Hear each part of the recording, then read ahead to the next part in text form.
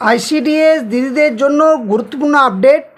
Anganwadi কেন্দ্রগুলোতে managing committee গঠন। কি কি কাজ করবে এই কমিটি, কারা থাকবেন এই দায়িত্বে, জানুন বিস্তারিত তথ্য। Hello friends, welcome to my YouTube channel the web education.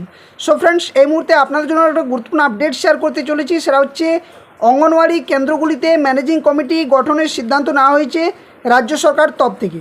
তো এই যে কমিটি গঠন করা হচ্ছে, যেখানে কারা থাকবেন এই কমিটিতে, কি কি দায়িত্বই বা থাকছে, সমস্ত তথ্যগুলো এক এক করে শেয়ার করব।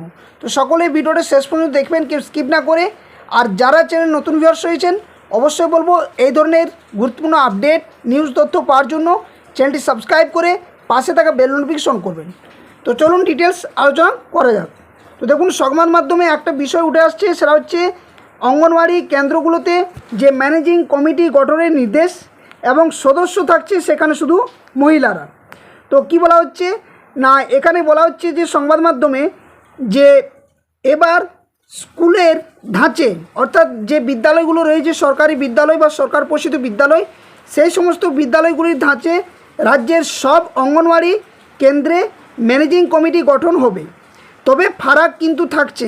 কি ফারাক না, এখানে 7 যে সদস্যের কমিটিতে প্রত্যেককে মহিলা হতে হবে। অর্থাৎ এই যে কমিটি, সেখানে প্রধানত 7 জন সদস্য থাকবে এবং প্রত্যেকে কিন্তু মহিলা সদস্য হবেন। অঙ্গনওয়াড়ি কেন্দ্রের সার্বিক পরিস্থিতি, পরিকাঠামো থেকে শিশুদের খাওয়া দাওয়া প্রভৃতি নিয়ে আলোচনা হবে এই কমিটির মধ্য দিয়ে। কোনো ইস্যু থাকলে সেটা নিয়ে উচ্চতর মহলে জানাতে পারবেন সদস্যরা। এই মর্মে বিজ্ঞপ্তি জারি করলো নারী ও শিশু ও সমাজ কল্যাণ দপ্তর।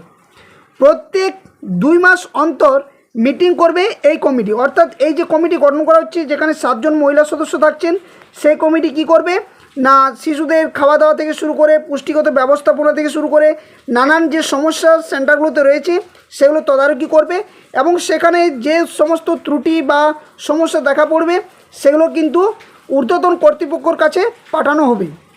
এই কমিটির সদস্য এবার কি বলা হচ্ছে না, এই যে কমিটি রয়েছে এই কমিটিতে কারা থাকবেন তো সেটাও জানিয়েছে দপ্তর। যেমন সুপারভাইজার হবেন কমিটির চেয়ারপারসন, অর্থাৎ যিনি আইসিডিএস যে কোনো একজন সুপারভাইজার, তিনি কিন্তু ওই কমিটির চেয়ারপারসন থাকছেন। সংশ্লিষ্ট, অর্থাৎ যে কেন্দ্রের কথা বলা হচ্ছে সেই সংশ্লিষ্ট কেন্দ্রের যিনি অঙ্গনওয়াড়ি কর্মী, অর্থাৎ AWW দিদি, তিনি কিন্তু হবেন আবাহক। এছাড়াও ওই কেন্দ্রের সঙ্গে যুক্ত থাকছেন একজন আশাকর্মী ও 3 জন, যে আর 3 জন থাকছে সেটা 3 থেকে 6 বছরের যে শিশু রয়েছেন তাদের মায়েদের মধ্যে 2 জনকে নিতে হবে।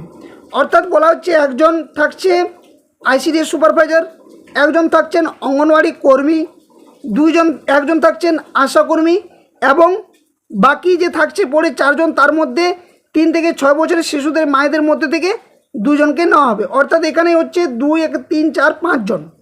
এক্ষেত্রে যে সমস্ত মায়েদের নেওয়া হবে তাদের কিন্তু শিক্ষাগত যোগ্যতার ভিত্তিতে তাকে মনোনীত করতে হবে।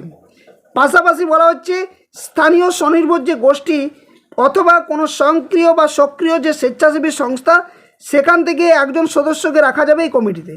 আর একজন থাকছেন প্রাথমিক স্কুলের শিক্ষিকা। তো এইভাবে মোট যে 7 জন, এই 7 জন কমিটি মহিলা সদস্য থাকছেন এবং তারা এই কমিটি তৈরি করবেন, অর্থাৎ রাজ্য সরকারের নির্দেশ মতো। এখানে আরও বলা হচ্ছে কি না, এই যে কমিটি, এই কমিটি গঠনের উদ্দেশ্য নিয়ে দপ্তর জানিয়েছে যে 0 থেকে 6 বছর বয়সী শিশুদের অপুষ্টি নির্মূল করতে স্থানীয় গোষ্ঠীগুলিকে যুক্ত করা দরকার। কমিটির বৈঠকে এসব নিয়ে পর্যালোচনা করা হবে। অঙ্গনওয়াড়ি কেন্দ্রের সঠিক পরিষেবা প্রদান, প্রারম্ভিক শিশু পরিচর্যার মানোন্নয়নে সহায়তা করতে সাহায্য করবে কিন্তু এই কমিটি। সঠিক খাদ্যাভ্যাস এবং মাতৃপুষ্টি বিষয়ে বাবা মা ও যত্নকারীদের শিক্ষিত করে তুলতে ভূমিকা নেবে তারা। অঙ্গনওয়াড়ি কেন্দ্রগুলিকে আরও স্বচ্ছ ও দায়িত্বশীল করে তুলতে দায়িত্ব পালন করবেন কমিটির সদস্যরা। কমিটি গঠনের পর সদস্যের এক প্রস্তুত প্রশিক্ষণ দেওয়া হবে এবং 31 আগস্টের মধ্যে কমিটি গঠন থেকে ট্রেনিং সবটাই কিন্তু করা হবে, যে শেষ করার যে সিদ্ধান্ত সেটা কিন্তু নেওয়া হবে। এছাড়া কি বলা হচ্ছে না, এছাড়া বলা হচ্ছে এখানে যে প্রতি 2 বছর অন্তর কমিটির যে সদস্যের বদল কিন্তু করতে হবে।